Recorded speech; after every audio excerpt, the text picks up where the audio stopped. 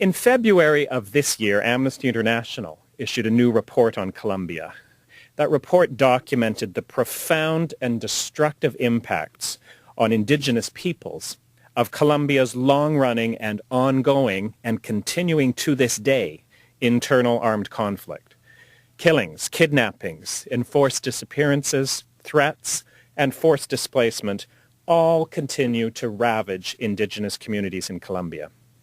Those responsible for these abuses, be they members of guerrilla groups, paramilitaries, or members of Colombia's army and police, are rarely held to account. Despite their determined refusal not to be drawn into the hostilities, the threats facing indigenous peoples are intensifying.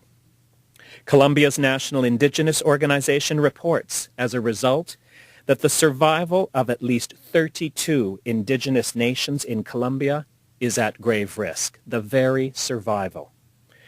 This is a human rights emergency of enormous proportions. We are talking about threats that could wipe out dozens of nations along with their cultures, traditional knowledge, and unique spirituality. This cannot be allowed to happen. An important factor that places indigenous peoples in Colombia at risk is the fact that most live in areas rich in natural resources, including oil and minerals. Indigenous leaders and communities that try to defend their land rights commonly experience threats, killings, and mass displacement. Once they have fled in fear for their lives, their lands are sometimes opened up for large-scale economic development. In his latest report, the UN Special Rapporteur on the Rights of Indigenous Peoples calls the situation, quote, grave, critical, and profoundly worrying. So worrying, in fact, that he has recommended a visit to Colombia by the UN Special Advisor on the Prevention of Genocide. Canada has both an opportunity and a responsibility to support this recommendation and the implementation of protection programs already ordered by Colombia's own constitutional court. Given the new Canada-Colombia Free Trade Agreement and our fast-growing relationship with Colombia, the opportunities and the responsibility for Canada to address this situation are clear. Gracias. Quiero iniciar saludando a toda la audiencia canadiense y a nuestros hermanos indígenas de Canadá. First of all, I'd like to bring greetings to all of you from the indigenous peoples of Colombia and in particular to all of our indigenous brothers and sisters here in Canada. We are here today to share with you our feelings about the reality on the ground in Colombia, what is happening in terms of forced displacements, in terms of the destruction of our peoples, and to bring that message very clearly to the international community, in particular today to the people of Canada. Es esta consecuencia que nos hemos trasladado desde nuestro país aquí a Canadá a visibilizar esta situación. Y amigas, amigos canadienses, solicitamos la solidaridad para la pervivencia de estos pueblos que tanto anhelamos vivir dignamente en paz y en tranquilidad y que nos cumpla los derechos consagrados en la Constitución, las recomendaciones de las Naciones Unidas, al igual todos esos derechos de nuestros mayores que hoy estamos en aras de seguir viviendo en paz y en tranquilidad en Colombia.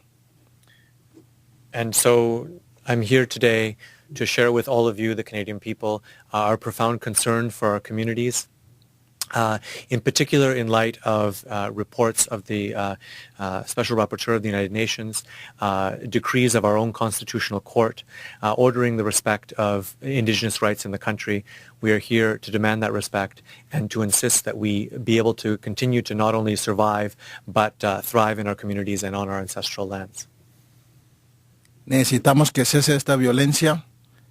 Es por eso el llamado que nos acompañen en la solidaridad y que no queremos seguir siendo víctimas y violados por los distintos actores y que hoy nuestros hijos quieren heredar por muchos años más esta sabiduría para seguir transmitiendo nuestros conocimientos y que nos colaboren en todos los acontecimientos que hoy se vienen y que escuche el gobierno también que lo que necesitamos es el diálogo, sentarnos con una política clara, porque ya está escrito el derecho, solamente que cumpla estos derechos que han sido escritos.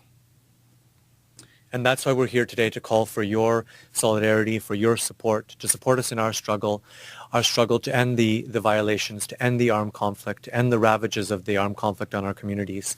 We call for both the Colombian government and the Canadian government to demand that these rights be respected. And we are here today to send that message clearly to both governments. We have had the opportunity to dialogue with officials in both governments, and we want now the message to be clear that the extinction of indigenous peoples in Colombia must stop, and the rights of these peoples that have been respect for these rights has been asked for by a number of international bodies and national institutions, and we ask as well that you support us in this struggle for the respect of these rights. We will now hear from Dora Tavera. Nosotros estamos aquí en este país solamente para que se nos dé la oportunidad de vivir y de vivir en nuestros territorios.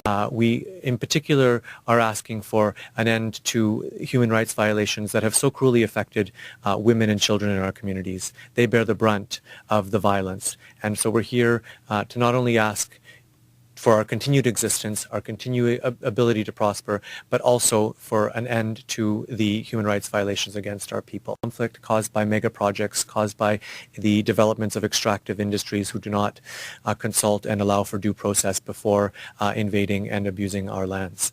Is that the Canadian government must ensure that the perspective of Indigenous peoples in Colombia is a central concern when that review happens, and that Indigenous peoples themselves are given real and meaningful and safe opportunities to feed into that process from the grassroots, sharing their experience as to whether or not the free trade deal has had impact on their human rights.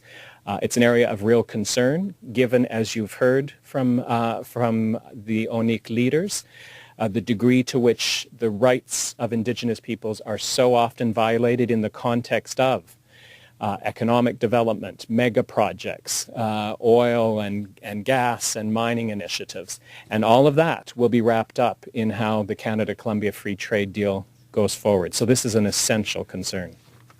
You must be concerned about the 18-month lag between asking for action and... Well, the 18-month lag is when the report has to happen. That does not mean that there cannot and should not be Canadian government concern and action about this today, tomorrow, International Human Rights Day. The Canadian government has more and more dealings at high levels of government on an ongoing basis with the Colombian government. It's our expectation, it's our insistence, therefore, that they use those channels to raise these concerns now and to make it very clear to the Colombian government that the Canadian government will not stand by and watch the potential extinction of Indigenous nations in Colombia, that it is unacceptable to Canada and that